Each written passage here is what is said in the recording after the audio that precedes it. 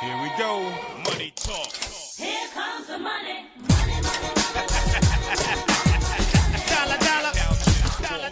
Welcome to the Free Money Podcast. It's where we bring you the Brooklyn Bay Area consensus about institutional investing that you desperately crave.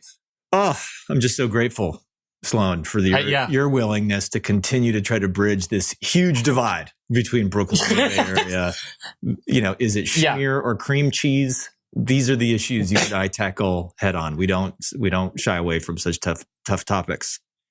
You know, it's actually a little known fact that it was this divide that led to rioters storming the Capitol, not a lot of people know that. Yeah. I think we would have been covering this in our blogcast. I mean, our pod.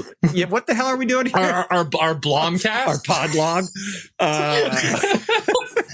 I can't think of any other show that connects the dots between Brooklyn, the Bay Area, and pension funds as well as we do. There might be others that try. I actually don't think there are, but it's a highly competitive space. It is. It was. But so, is anything happening in this space? Like, I did no. It's my turn to do no prep this week. Blasting the microphone with my cough because, I think some stuff went down this week. I think we dodged an aggressive coup and we failed to have a peaceful transfer of power. Those kinds of things that go into history books for the next 1,000 years. That was this week, right? Yeah. I mean, like it was the MAGA shaman. All of a whole generation of new memes was spawned today. Like that dude carrying the podium. Oh, that's going to be there forever. The guy with the horns, who only eats organic food. Apparently, he's went on a hunger strike because they were trying to feed him a sloppy Joe. It's a new world. But let's maybe not talk about that news and let's focus on our news. Because people, I think, probably fed up with thinking about that news. And I have 3 bits of news I saw this week that I want to talk about. All right. What do you got? What do I got? All right. First off, the pandemic. And if you hear a little chanting in the background, I think it's because I have small children just not realizing that we're doing the podcast right now. The podlog. So apologies, dear listener, if you hear a cameo from Henry and B unexpected. The pandemic, according to APG, is in fact accelerating the pace of change in these organizations. So our little assumption from, I think we did that as our end of the year episode. Maybe. Yep. And that's APG, the mega pension fund in Denmark, right? It's not Denmark, but thank you. It is the mega pension fund in Amsterdam. It's actually yes. It may be in Amsterdam. I think PGGM is in Zeist and APG is in Amsterdam. The Dutch love to be confused for the Danish. Yeah, no, the Dutch don't want you to go there, but that's okay. Okay. The point is they have dramatically accelerated their pace of change and they are getting much more aggressive about overall digitization. And so that silver lining that we kind of floated, it was almost like we could tell the future. It's happening. The news came out. There was quite a good story. So I think from my perspective, if all of the pension funds in Europe and the US begin to get their data organized and get their analysis ready for the future, that is a really positive outcome from this entire mess that we've been living through. Yeah. I mean, get themselves, together for the second coming, I guess, or the end of the world, right? Like, I mean, how embarrassing would it be to have the U.S. government fall and to not have your data in line? It would be. I mean, ultimately, we always tell these pension funds, you have to know where you are to know where you're going. And that's true even if you're going into the shitter. You still got to know where you are. If the world's ending, you'd like to know the path that you're taking to the end of the world. So my next news item comes to us from Sydney, Australia. I'm not going to do the accent. I was just going to say, I almost did a really bad. The land down under. Oh, you did it. You did it. You did it. Yeah. I'm canceled now. Oh, that was too much. Australian Ethical. What a fascinating organization. I've had the real pleasure to study this organization a little bit over the past few months. But the interesting thing, yesterday they had some news come out They've just crossed 5 billion in AUM. And so that's exciting, in that a lot of Australians are now investing ethically, as the 5 billion would tell you. But upon further inspection, when I was trying to figure out why are they getting 5 billion, I came to learn that the performance of this ethical investment organization is astoundingly good. It literally breaks the rules of modern finance. They have this massive screen where they wipe out 70% of the stocks in Australia. So they can only invest in 30%. So, the whole idea like, hey, we need to have the whole market to maximize risk-adjusted returns. Wrong. Yep. And I haven't told you the returns you make the yet. choice. That's the punchline. The return number is the punchline. And then they get really smart about the other areas that they're allowed to invest. They invest in niche companies, micro-cap companies. And so this constraint has actually become a comparative advantage. And their 10-year return, 10-year in Australia, the ASX 200 is 6.61% per annum. And the Australian ethical performance is 11.7%. 10-year. Damn. It's legit. Double the bench. Double the bench. That's wild. And so for those people that are like, ethics doesn't pay, we now have this incredible data point coming out of Australia that we can all point to and be like, yeah, but it does. In fact, it pays twice as much. I love that, especially the anecdote about how it pushes them into more creative, like niche strategies and into the micro caps to do things that other people aren't doing. Like that's really like the textbook optimist case about ethical and, isn't it? ESG investing. Yeah, I love it. It reminds me of some of the stuff I did on sovereign development funds between 2016 and 2018, where like everybody was like, these guys will never outperform because they're just pursuing development. And what you find is the constraint to go and focus on development in these areas pushes them to like think outside the box. Like, oh, there's no market for this here. So how do we build a market? And then when they build it, they participate in the outcome. And so that's why like a fund like Singapore's Temasek has 40-year performance that's in the high teens because they built the economy. Oh yeah, that's right. They did. So that's my second news bit. I thought that was good news. That's great news. I also like doing the news. I'll just tell you something. I like doing the news because it throws me back to Howard and Robin. When like, you ever watch Howard Stern? Yep. Like I have this fantasy that one day you and I are just doing the news. What's in the news, Sloan? I can really use my radio voice. Yes. My last news item for today is the news that CalPERS is still struggling to appoint a chief investment officer. CalPERS is the biggest pension fund in America. It's a public pension fund. It's very high profile, which means that everybody's constantly paying attention to what it's doing. And we think we were all very hopeful they would quickly replace Ben Meng, who left. Yep. Who was quite a thoughtful guy, but couldn't quite handle the pressure of being in the limelight. Don't people keep calling that the worst job in pensions? I think they might. Yeah. It is pretty tough. You're trying to save an organization that is very underfunded. Traditionally, you haven't been able to compensate staff well enough to like recruit and retain amazing people. But they have been changing that. They've changed some of the compensation, especially for the chief investment officer. But they are out there looking for somebody who can manage the portfolio and take the heat. And I think it's that combination. And they define the heat.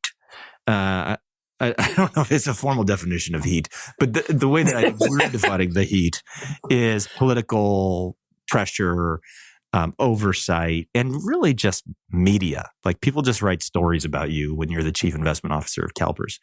And it's hard to find that package of people who are really thoughtful about investing and are willing to put up with the ridiculous attacks on an investment organization investing in China. How dare you invest in China? Slum, oh, God. God forbid you happen to be like of Chinese extraction and you're investing in China. I mean, then maybe a House member will like read out, will accuse you of being a foreign spy on the floor of U.S. Congress. Which happened to Ben. That happened to Ben. Well, I was going to say, it's almost like you're telling the future about the past. Because that's what you just did. You just told the future about the past. But that's like when my kids used to say, fast forward back. when they meant rewind. Because they only knew what fast forward meant. And so they'd be like, hey, Dad, fast forward back. I missed that. Anyway, Well, that's cute. those are my, That's very so that's cute. my news item. So that makes me pretty depressed about CalPERS because it is one of the most critical organizations in the state here, perhaps the most critical, given that, if we have an ongoing huge liability for CalPERS, it hits schools, it hits, roadways, it hits all the public services. And so, we really want to find a killer CIO that can add value. Yeah. It's in all of our interests. So that to me, I felt like was a big story again. So that's my news.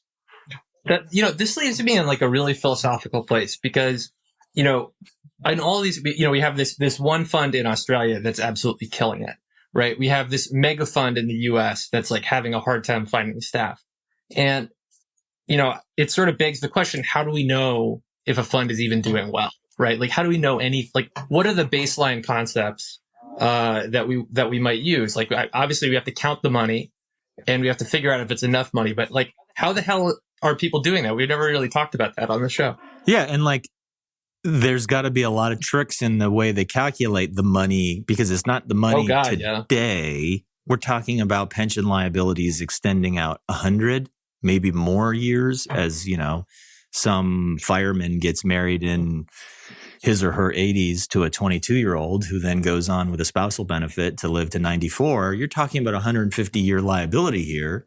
Yep. How do we figure out whether or not today we can match that? There's been a lot of thinking around that, and it's incredibly politicized. And so we don't want to get ourselves in trouble, Sloan, talking about the politics of all this. We should probably phone a friend. Phone a friend or a fall guy. Fall guy. Yeah. But it's crazy because you think about how contentious just like quarterly earnings are for a publicly traded company. Oh yeah. And it's like, are you counting receivables right? Are you doing like all kinds of weird games with your balance sheet? When you talk about 150 years of that forward looking, that's insane. It is. That's a lot of uncertainty. Hello. And so who are we? Oh, we're calling my good friend Hugh O'Reilly. Hugh, how are you today? I'm very well. How are you, Ashby?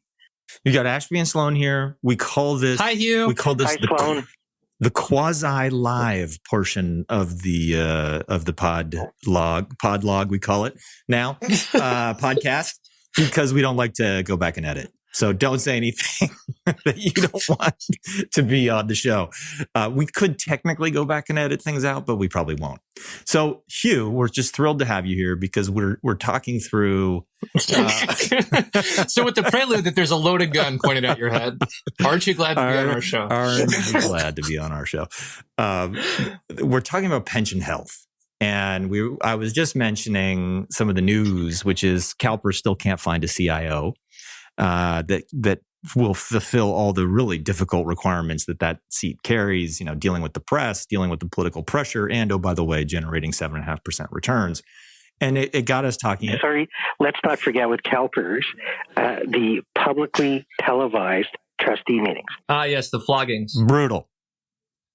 Brutal. Yeah, you got to be willing to sit there and have people from the general public come up and accuse you of whatever they feel like accusing you of, and you got to take it with a smile.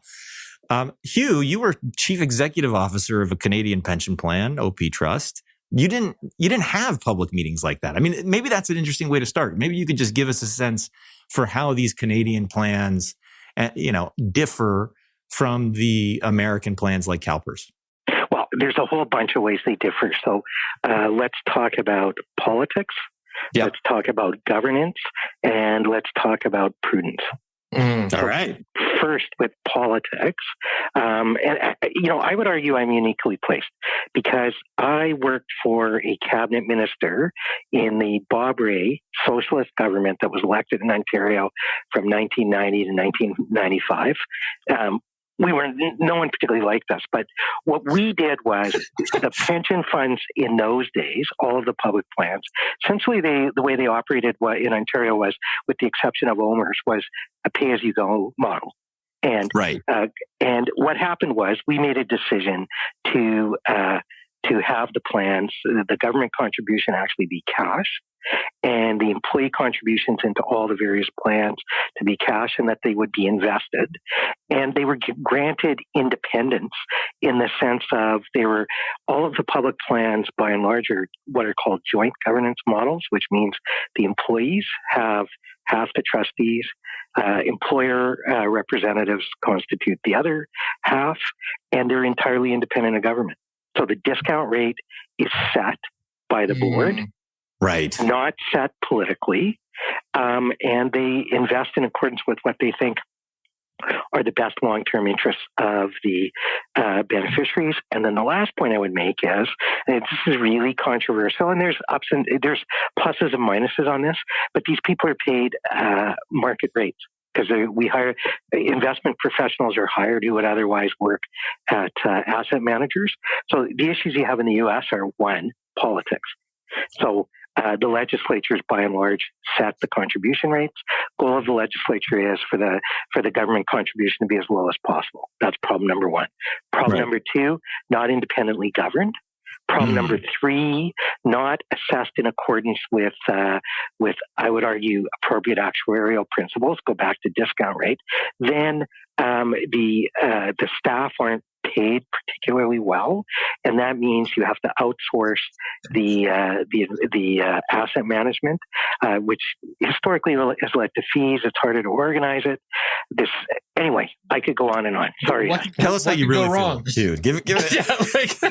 Can you get anything else off your chest in the first minute of the show? Look, I think what you've said here. First off, for those that don't know, pay-as-you-go pension plans are those where the money that's basically taxed is immediately paid. And so the notion of moving from pay-as-you-go to pre-funding is to say, look, these are really expensive and they're getting more expensive. So maybe we should save and invest. And maybe if we invest, we can generate more wealth faster. And that almost leads you to this notion of, well, what can we invest the money at? What is the percent that's fair? And that becomes, in the U.S. context, the discount rate. So I was just trying to give a little quick definitions there for you, but I loved everything you said. Yeah, and I wonder, like, if you could just zoom in on, you talked about actuarial assessments, and I guess maybe, like, for starters, can you give us a sense of how that's different from what we might think of as accounting? Well, accounting, what it does is it gives you a statement of your assets and liabilities. It's a snapshot in time, and it doesn't purport to tell you if going into the future, if you have sufficient assets to pay for your benefits. What an actuarial analysis does is it determines if you have enough money to pay the benefits today and into the future. And so you use a discount rate to value your liabilities. That's the benefits of the plan.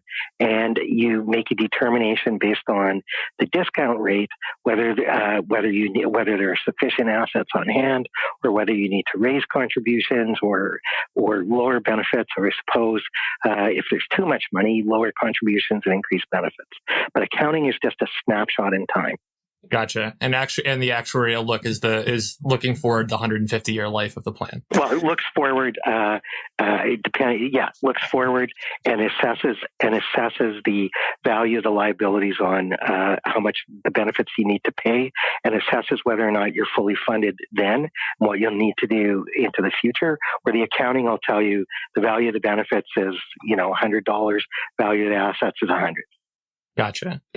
And like, when you're thinking about the various, like, assumptions that you might use to make these assessments, one of the things that I did to prep was, like, pull up I think it's like the UK Pension Monitor from PwC, and they have, like, a survey of practice at a bunch of plans, and they listed prudent, average, and common assumptions. So they would say, like, if you're going to be prudent, you should assume that your assets will return 6%, but people are actually assuming 7.5%. Why is that happening so much? Why are we not making the prudent assumption? Well, the simple reason is if the higher your discount rate, the lower the value of your liabilities, the less money you have to put into the plan. Gotcha. That's where it comes from. And the way the discount rate is established in theory is, here's how the actuaries do it. They look firmly backward to predict the future. And what they do is they look at historic performance and they take the so-called risk-free rate, which is the law and government rate, plus 4%, plus 5% to set a discount rate. You can so that's the table stakes. I don't want to start getting into the other issues that I'm passionate about before we get the table stakes on discount rates organized. Yeah, well, look, that's a good reason for me to jump in, because I think for a lot of people, it's like discount rates and accounting and ultimately like what these are all indicators for and like funding is pension health. Like, can I trust the government is actually going to be able to pay me? I know there's a lot of politics in this and certain people are going to push for certain discount rates that make my plan look well funded. But if we move to a different discount rate, maybe it would look very underfunded. And so just in your experience, I know from working with you over the years that you're incredibly, you have an interesting way of thinking about pension health. And so I'd love to just have you explain it for the listeners to like, how should we be thinking about the health of the pensions in our kind of various states and counties? Well, the one thing that people who run pension plans, although I was an exception to this, is what they like to do is point to what their annual returns are and what their returns are over, say, a period of years, 5 years, 10 years. And people will think, well, gee, they earn 7-8%. They're heroes. Well, I learned there was a problem with this back when I was a pension lawyer because I was advising this plan. It's a true story, actually. This is turn of the century-ish. So It had earned on average 12% a year. And they'd been improving the benefits as interest rates were falling. And the problem is, in order to be, what they needed to earn wasn't 12, but 22%. Wow. And this woke me up to the need to understand matching assets and liabilities, because we talked about liabilities. The higher the discount rate, the lower the liabilities. The lower the discount rate, the higher the liabilities. And so being protected and hedging against the interest rates is really important. I think the two most important things to look at in a pension fund, if I'm trying to figure out its health, is one, what's its funded position? Is it fully funded? Is it underfunded? Is it overfunded? And then second, and this is where the rubber hits the road on a going concern assumption, is what's the discount rate? So if the plan is underfunded and has a high discount rate, you've got big problems. If it's underfunded and it's got a low discount rate, you may have some room to maneuver. And if in an ideal world, it's got a lower discount rate and it's fully funded. Right. And I want to bake one more thing in.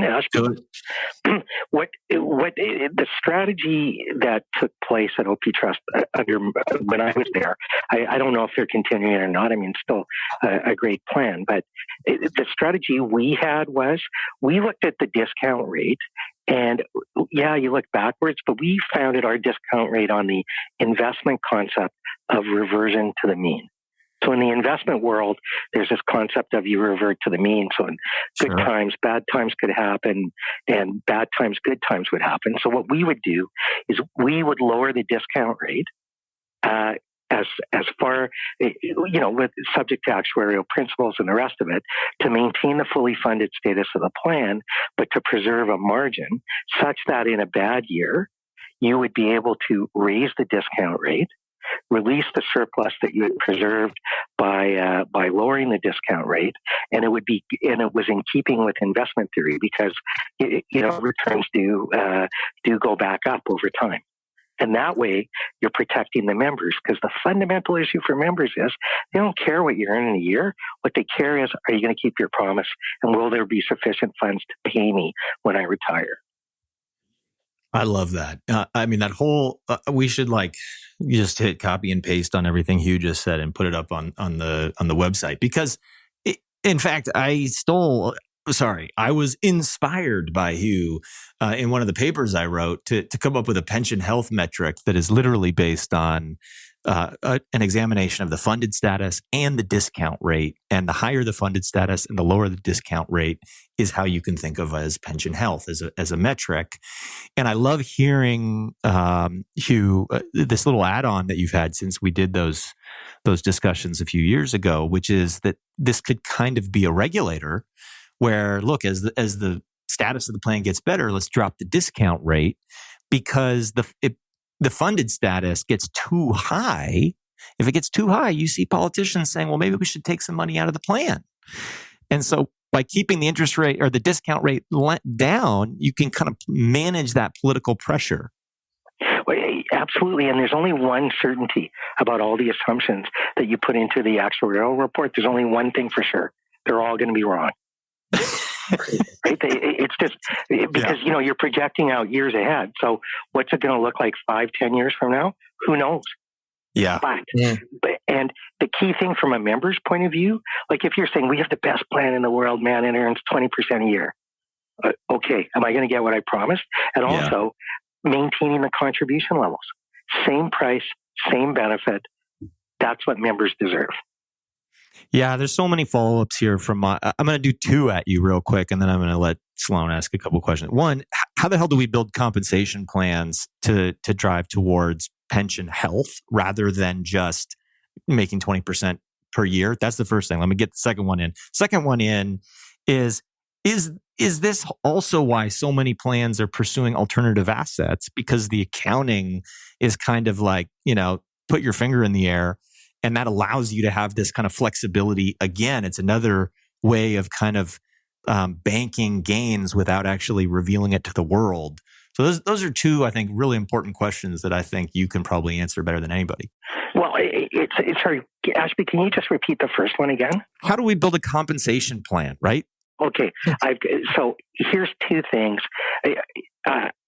Tried this, probably didn't work out as made some mistakes in this. I think fundamentally the compensation of investment professionals, some, depending on where they are in the hierarchy, some or all of it should be dependent upon the funded status of the plan.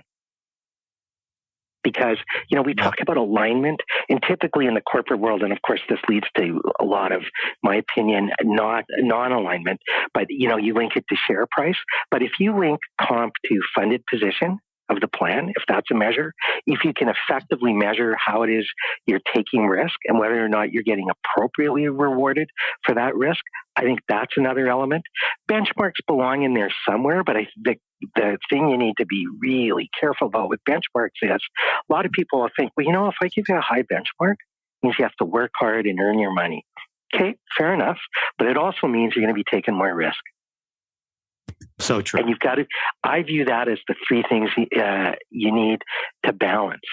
Alternative asset classes, wow, that's a big issue.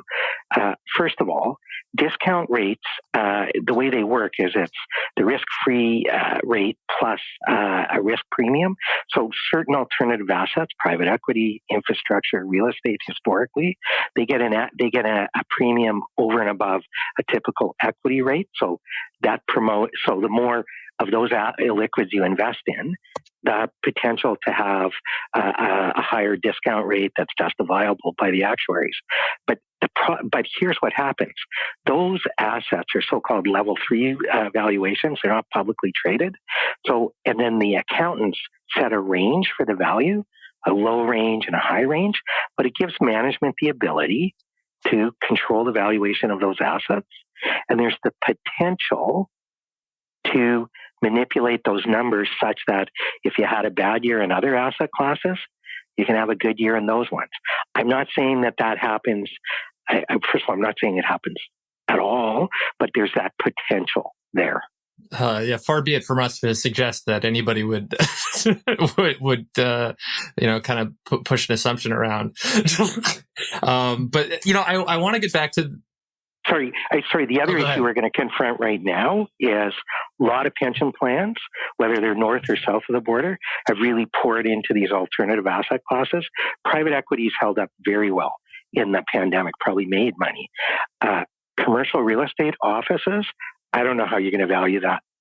I really don't. I think it's going to be a difficulty, and a lot of infrastructure is transportation related. And if you're not leaving your house, you're not using transportation. Sorry for talking over you. It's a great question. Not at all. That's a great question. I mean, maybe we can get some packets are delayed here. I think that's what's going on. Yeah, exactly. We've got some internet issues. But maybe like we could get some answers in from the free money faithful on the audience. We can take that up in another episode. But one of the things I have to ask, just because I love the how gothy a lot of these topics are, right? Like if you look at that plan monitor that I talked about, it lists as an optimistic assumption that people will die very soon. Is this based on like kind of a subjective opinion that, the sweet embrace of death is something that we should all look forward to, or like talk to me about how that's good? Well, the problem with the issue with mortality is it's been up until 3 or 4 years ago, it's been just straight up improvements. And the longer people live, the more pension income they're going to consume. So the famous story is, when the retirement age was set by Bismarck at 65, when pensions were introduced in Germany, no one lived to 65. Mm. But this mortality assumption can have a big effect on your plan liabilities. It's something that a lot of the Canadian plans strengthened from about 2001 on. The opioid crisis on both sides of the border has actually reduced life expectancies, but mortality assumptions is another place where pension plan liabilities have grown. So longer you live, more pension money you spend, more pension you need, greater the liability for the fund. Yet another easy to manage problem for our friends in the pension fund infrastructure. But that's the point, is they have to manage it. A lot of people defer making the decision, and that's the problem in the pension world. The longer you wait to make a decision, the more it's going to hurt. That makes a lot of sense. I mean, and I think, in terms of decisions that are available to make right now, for the first time in, as long as I can remember, like maybe 3 or 4 years, we have like a term structure of interest rates that's somewhat material, right? We actually have a spread of like 1% finally between short and long-term bonds. And I wonder if you could talk about kind of the accounting implications of that versus the practical implications of that for folks who are managing pension assets. Well, but the problem with whether you're at the short end of the curve or the long end of the those interest rates are historically low, and that creates massive problems for pension funds because it's that risk-free rate that drives the discount rate. So what I think it means in terms of many of the U.S. state plans, Ashby, did you say CalPERS was at 7.25%? Last I saw, they were trying to get down under 7s. They may actually be at 6.9 at this point. What, 500 to 600 basis points over the U.S. 30-year rate? Yeah. That's a lot. That's a pretty giant spread. And then I think long rates are going to be low for 10 more years. Yep. I think the Fed guidance was like as long as we can imagine at this time. Well, and we have this, because of the central bank intervention since the global financial crisis, public markets are quite addicted to low interest rates, and it drives money there. So that's a whole other set of issues. But I think as a result of low interest rates, the role of bonds in planned portfolios has really changed. Are they still defensive assets? Is there a need for different kinds of long-term assets? The disruption that the pandemic has accelerated, people working at home. You want to hear something crazy? You know what's being talked about in some environments?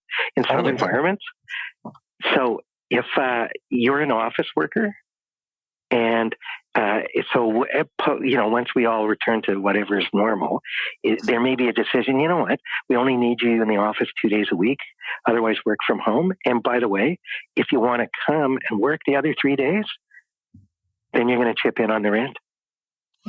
So say you're making $100,000 a year, well, you'll make 98 if you want to come to the office every day. What? We broke the news here, Hugh, that CalPERS was not going to have half their workforce coming back ever. Marcy, the CEO, was on here, and we broke the news. But no big deal. MBD. But so like that's real. Like they are never going to bring back half the workforce. They're going to be remote. Yeah. My partner's company has done exactly that. They're saying, we're going to do 2-3 days. They're not going so far as to charge her if she decides to go into the office. But it looks like it's going to be 2 or 3 days in the office for everyone. Yeah, I'm sorry. I've been talking over you guys. I love talking about this stuff. It's fascinating. We should just wind you up and let you go. Seriously. But when you're talking about these, I mean, to me, this is the last comment and then we'll let you go. But for me, when I hear about isn't Sloan going to ask any questions? I've asked a bunch. I've asked you a bunch. So the final one is, for me though, Hugh, is I want to think about this subsidy or this opportunity when you have low interest rates and high discount rates. We're basically telling the pension funds, you have to go out and add alpha. That's really the only choice you have to meet this distant obligation. Now, up until now, that's been an enormous subsidy of private equity and hedge fund general partners. This is why we have so many billionaires, because the pension funds have basically been told by their masters, go make more money than you could reasonably make in passive investments. And the only people out there selling that, snake oil in some cases, jazz hands in other cases, and real returns in yet other cases are the private equity and hedge funds and venture funds if you can go that small. But maybe it's an opportunity now to go invest in clean energy infrastructure, to invest in new drug discovery, to invest in these other things. So do you have optimism about that pursuit of alpha, or do you think it's just a scheme to help, Wall Street get even richer? Well, the potential for the rich to get richer is, it's been ever thus. Yeah. But what I am excited by, Ashby, and this is something that I've been devoting quite a bit of time to, is the notion, and in fact, trying to raise a fund around it, if I might, working with some other people, is the notion of creating a new asset class, a new long-term asset class that I'm a big believer in the concept of long-term capitalism that's propagated by the long-term stock exchange and Eric Ries and others. And I think you've heard of them. Yeah, they're pretty awesome. But so my view is a mix of private and public companies in a long-term fund where the public companies are companies that either adhere to long-term capitalism principles, promoting stakeholder interests, the communities they're in, and advocating for those, and then adding a side pocket that consists of companies that are private or on the way to going private.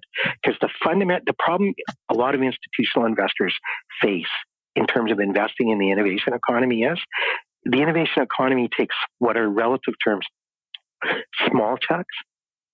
The institutional hurdle is the small check doesn't move the needle for them, but that it means that they miss out on a lot of these opportunities as the companies go public. So I think this kind of fund could help democratize the private company world, could raise a lot of capital, and could ultimately drive fees down so that people will be rich, but you don't have to be that rich. Yeah, it's a propeller private plane. It's not a jet plane. But I think what you're saying is fascinating. We're not going to let you walk out of here on that one, because what I heard is a private public market strategy, which I'm warning you will have trouble with some of the pension funds in figuring out where to stick you. They love their silos. Exactly. That was exactly where I was going. But the second thing is, before we let you go, take us 10 seconds or whatever, however long you need to tell us what this new, when you say new asset class, I'm thinking like different durations and bonds. Is that kind of what you're thinking about here for equities? No, what I'm thinking about is people are lazy. So they're talking about, well, we need to replace bonds, so we'll buy pref shares.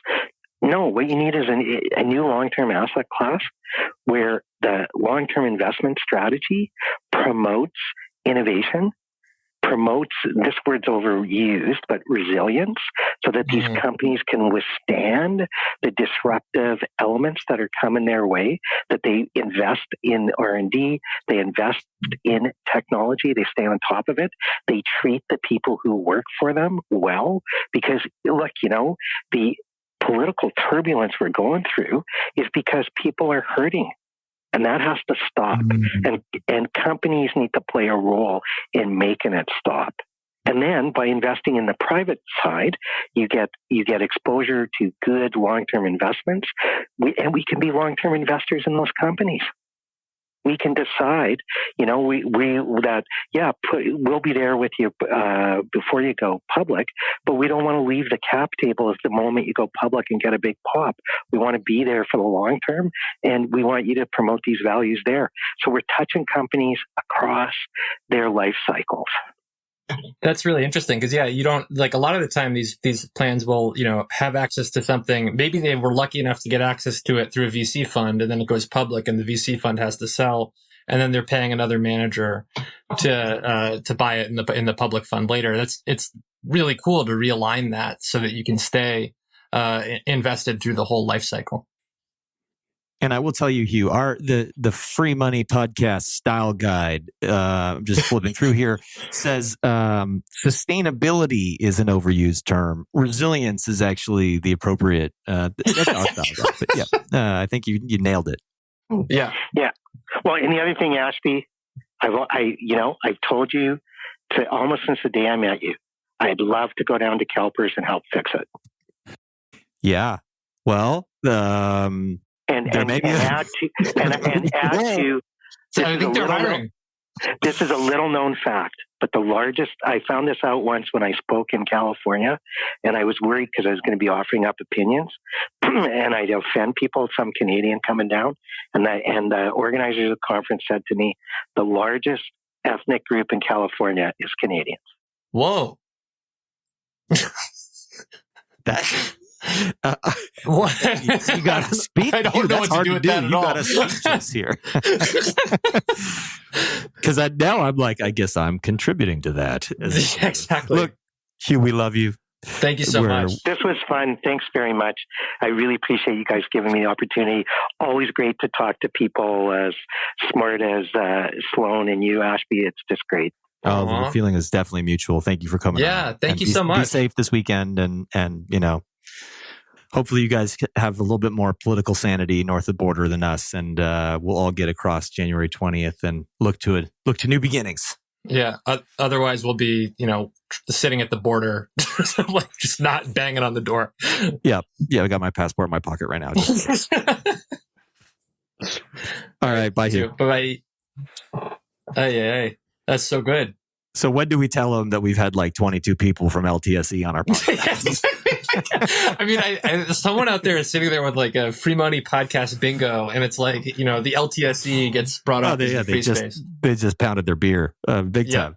Yeah. That was great. I love Hugh. Funny thing about Hugh, I first met him when I was doing my doctorate. He was one of my data points because he was this like super well-known pension lawyer in Canada who had like been working on all these labor issues. And so, and doing a whole series of case studies and qualitative research, he was one of the people I approached to participate and was very gracious with his time and efforts. And then obviously I had a chance to work with him when he was CEO at OPTrust.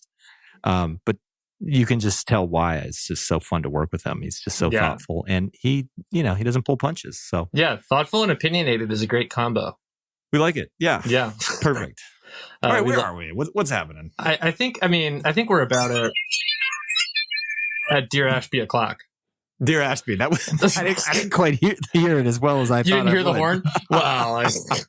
We'll get it in there. I think that might be a symptom of COVID. You better. Yeah, that is my ears are clogged. Blindness to the Dear Ashby horn. We have some great questions this week. In part because we haven't been podcasting as much recently. So just a quick reminder to everyone who's listening: send us in questions. This is the segment where Ashby has to answer them. So you can just go ahead and email them to freemoneypod@gmail.com, freemoneypod@gmail.com, or just get them to either of us if you have our contact info. This is where I always expect you to say, slide into our DMs. Slide into our DMs. It has been told to me that slide into DMs implies like Oh no. talk sexy to us, basically. Oh, okay. So, in no way. So feel free to slide into our DMs. Yeah. So slide into Ashby's DMs on LinkedIn and say. The first one that I have this week is Simple, which is this bank that people love, especially in the tech community. Provided budgeting tools and other kind of really good personal finance aids to its customers. It announced it was shutting down this week for quote unquote business reasons. I think this is the best example out there of a startup doing like friendly to consumer banking. Why is it so hard to make a good bank? Well, I think business reasons, Sloan. No. Youch. First off, I think part of it is the huge competition among these neobanks right now. It's really hard to justify the acquisition cost. So what, maybe our listeners don't realize this, like banks stare at us and they have a bunch of numbers that they're just like putting on us immediately. Yep. One is how much it costs to acquire us as customers.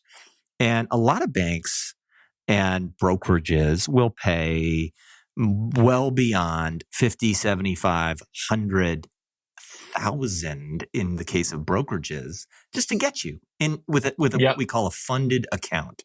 Now, if you are willing to set up a debit card, you're worth even more. If you're willing to set up direct deposit, you're worth even more than that. And so the challenge here is one of business reasons, but those reasons are, do the cost of acquisition numbers to move you into these various products, are they made up for in the form of long-term value, LTV? Yep. So what you hear people saying is venture investors, what's the CAC and LTV of these users? What is the cost of acquisition and long-term value? And my guess here, and I don't have any special insight to Simple, but I have built, a direct-to-consumer finance application. So I understand a lot of this stuff is it's very hard to get an LTV, long-term value, beyond what you need on the CAC, what it costs to acquire people. And so that I think is a very pervasive trend, especially as you saw so much capital sloshing into fintech apps because they've been bidding up the price of acquisition. I've heard recently that like companies are doing astoundingly well if they can acquire you for $75. So just recognize that if they acquire you for $75, they need to make 100 more off of you, right? Like pretty quickly too, because there's a repayment period. They don't want to see you getting, them making their money back in 18 months. They want to see their money back in 6 months. And so how do they make that much money off of you? They give you, is it credit cards? Is it loans? What is it? And so despite the fact that people were in love with Simple, it ain't simple to make the economics work. And I think that's probably why they've left the business. There's a great tagline there. But we could just go back and say business reasons. But that makes a lot of sense. It's depressing as all hell, but it makes a lot of sense. It's like weird to think like you have this like long-term value stuck above your head and everybody's trying to figure out, and by the way, this is why a lot of financial services firms just don't really give a hoot about, people who don't make a lot of money. Yeah. Now there's the payday loan people, which are, extorting money out of people. But aside from like that, the barbells of like the really poor people who, are paying huge interest rates on credit cards and going to payday loans, and then the really wealthy people, there's this whole in between that isn't really well served right now by the financial services community. And that's the opportunity, but also the challenge to make those traditional metrics work. All right. Off my high horse. Well, yeah, it's like, it's the same alignment problem we talk about all the time. All the time. So the next question is, if you were a software engineer who wants to work somewhere that contributes to the world in a net positive way, where would you work right now? And this person's looking for companies, not like locations. Because I was going to say Free Money Podcast. Exactly. This is the biggest impact. If you're looking to have, I'm surprised we don't have a lot of impact investors, Sloan, coming to us and just saying, what can I do? How do I get on your capitalization table, whatnot? It's full right now. So there's a lot of FOMO going on around Free Money Podcast. You could miss out. I think we have a free. I'll stop pitching us free money at LEA and a sports drink. Yeah. We've got multiple. We've got we've got the hugest CAC you've ever seen, or the smallest CAC you've ever seen. Our CAC is enormous. Okay, so I would go work at. First off, I'll start generically and say, I still believe that we need more software and data and technology in the investment business. Yeah. It's this underserved area where, there's $120 trillion sitting in these pension funds, and these pension funds are like looking, I heard it from Hugh today, looking to hedge funds and private equity funds and all these like ridiculously expensive platforms to generate the wealth they need to pay, old age pensions. There's got to be smarter ways to deploy that capital. So if I was a software engineer just starting out, looking for an industry to build expertise in, not just like having my software expertise, but building an expertise in a domain, I would go after wealth management, wealth tech, or cap tech, the flow of capital.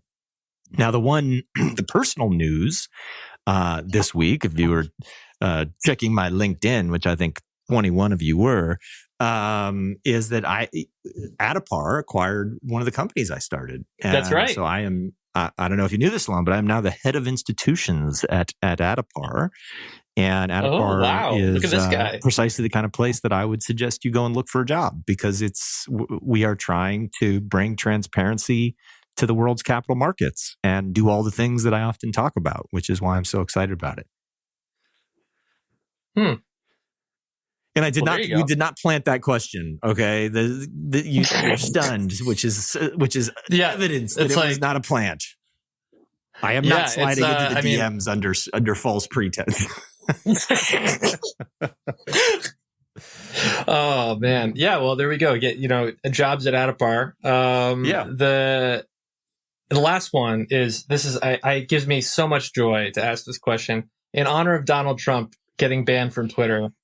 Who would you bring back to Twitter from getting banned or from beyond the grave? Yeah, the one I miss most is this. It may have been a little too Silicon Valley for the general free money audience, but we used to have this fake account here called Startup L Jackson. Startup L Jackson, yeah. You've ever Startup L Jackson? Hell yeah. Oh, and it was so funny. It was just like poking fun at all of the insanity of VCs. I mean, the other one that I would be really sad if it disappeared was, I think it's like VCs celebrating themselves or something. Oh, yep, yeah. What's that one? Yeah, the username is "Let me know how I can be helpful," which is such a VC. Is that the username? And the title is like VCs congratulating themselves. Yeah, VCs congratulating themselves, and I love that, because the shit that they post, you're like, is this real? But it is. But Startup L Jackson was like almost more thoughtful than that, and so I miss that account. It was run by the guy, one of the co-founders of AngelList. So yeah, I think at a certain point it just got too much to handle, and he came out and said who he was, and never posted again. So that was the tragedy. So I'd want to bring that back and get that going again. Yeah. How about you? Okay. So the one that goes off and comes back from time to time is Drill, the classic winner of Twitter. Who, among other things, I think my favorite Drill tweet recently is, I take back what I said about ISIS. You do not, under any circumstances, gotta hand it to them. Yeah, I think you retweeted that one. It's like, I mean, I just sometimes I just look at that account and just laugh my ass off. And incidentally, they have a free money style show themselves called Truth Point that's on Cartoon Network. Oh, really? Yeah. Awesome. Well, I'm glad we could influence that, you know? Yeah. Yeah, exactly. They call us out as they're inspired by. Yeah, exactly. They've been chilling at the atelier. All right. Well, that was a good show, I think. Yeah, that about does it for us. Thank you all so much for listening. Bye. We love you. Bye. I'm looking like money, money, money, money, money, money, money, money, money, money. Now make it rain on 'em.